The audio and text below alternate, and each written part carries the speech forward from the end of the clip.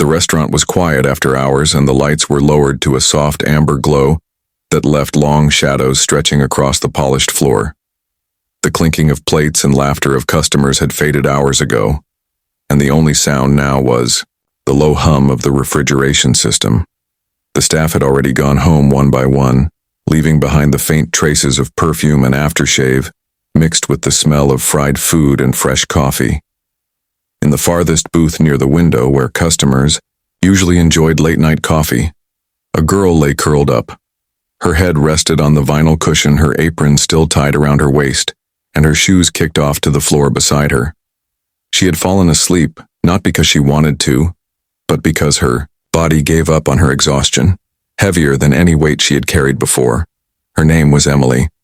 She had been working at the restaurant for only 3 weeks, yet already she was doing double shifts, sometimes 3 days in a row. She was young, only 22, but her face carried the tiredness of someone much older. Her dark hair was messy from the long hours, and her eyes, when open, carried a dullness that only hardship could carve. She had been smiling at customers all day, but when the doors locked and the lights dimmed, she had no smile left, no home to go back to, no family to ask for help. Her apartment rent had gone unpaid for 2 months, and 3 nights ago, the landlord had changed the lock. She had walked the streets with her small backpack until finally she slipped back into the restaurant after hours and decided that a booth was safer than a park bench. She told no one, because what could she say? How could she admit to her coworkers that she slept in the very place she served customers, that she ate leftovers meant to be thrown away, that she washed up in the small employee bathroom before opening shift began? She was proud in her own way, too proud to beg, but desperate enough to survive however she could. What she did not know was that someone had seen her that night. A man had walked into the restaurant quietly, almost like a shadow. He wore simple jeans and a jacket, his hair slightly disheveled, and nothing about him suggested he was different from anyone else, yet he was Richard Hayes, a millionaire CEO who owned not just this restaurant, but an entire chain across the state. He had chosen to live undercover to see what his employees faced in reality, to strip away the walls of boardrooms and stock reports and learn the truth with his own eyes. He worked here, sweeping floors, helping in the kitchen, and blending in like an ordinary staff member. Only the manager knew who he truly was.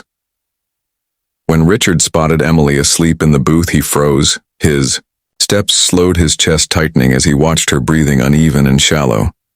He sat down at the booth across from her and studied her face under the dim light. There was exhaustion, but also something deeper, a quiet strength that refused to break. He leaned back against the seat, memories from his own youth flooding him. He too had known nights of hunger before success had found him. His father had died when he was young, and his mother worked 3 jobs to keep them alive. He remembered the shame of wearing the same shoes until they split, the despair of counting coins at a counter while others laughed at him. Those memories shaped him, but over the years, as wealth grew, he had buried them. Now, looking at Emily, he felt those old feelings return, raw and sharp. He sat quietly, not wanting to wake her, but eventually she stirred. She blinked awake, confused by the shadow across from her, and when she realized someone was there, she sat up quickly, her cheeks burning with embarrassment. "I am sorry," she whispered. "I did not mean to fall asleep here. I was just tired." Her voice cracked as if she feared judgment.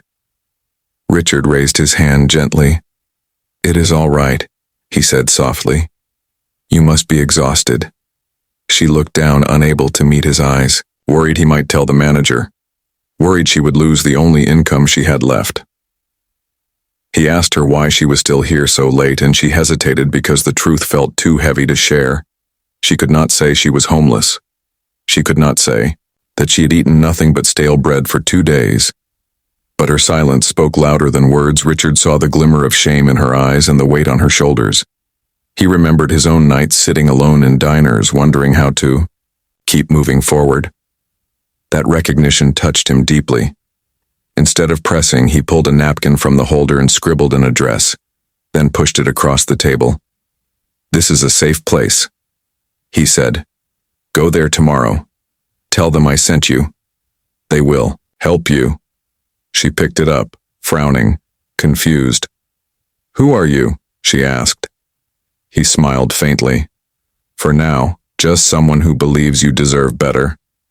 She held the napkin tightly, and for the first time in weeks, felt a flicker of hope. The next day, Emily followed the instructions. She arrived at a small office downtown, and when she gave them the napkin and name, the staff welcomed her warmly.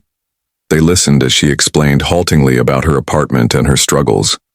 They arranged temporary housing at a shelter that was safe and clean. They offered her counseling and even directed her toward classes that could help her improve her skills. Emily felt overwhelmed, like a door had opened in a wall she thought was unbreakable. Meanwhile, Richard continued his undercover work, but now he watched Emily with quiet pride. She came back to her shifts with new energy, though still cautious about trusting her good fortune. She smiled more often. Her laughter faint, but real. Her co-workers noticed the change. Though they did not know the reason, Richard admired her resilience, the way she still treated everyone kindly, even when her life had been so cruel. He knew then that helping her had not been charity, but a reminder to himself that wealth only mattered when it changed lives.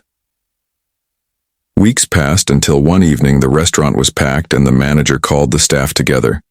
Richard stepped forward, clearing his throat, and for the first time revealed the truth.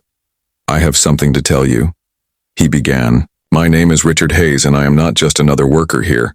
I am the owner of this company." The staff gasped, jaws dropping. Some even laughed nervously, thinking it was a joke. But his steady gaze told them it was real. He explained how he had gone undercover to see the truth of their daily lives, to understand the struggles that could never be seen from an office tower. His eyes rested briefly on Emily before sweeping across the room. "You are the heart of this company," he said, "and I will make sure none of you feel unseen or unsupported again. Wages will be improved, schedules made fairer, support given where needed." The staff broke into cheers, though still stunned. Emily stood frozen, tears welling in her eyes. She clutched the napkin she had kept in her pocket all this time now, understanding fully who had written it. Richard looked at her one last time, their eyes meeting in silent recognition. For him, it was a reminder of where he came from, and for her, it was proof that kindness still existed in the world. She walked home that night, not to a booth but to a safe bed, carrying with her the memory of a man who saw her when no one else did. And Richard returned to his world of wealth changed forever, knowing that his greatest achievement was not his fortune, but the lives he had touched along the way.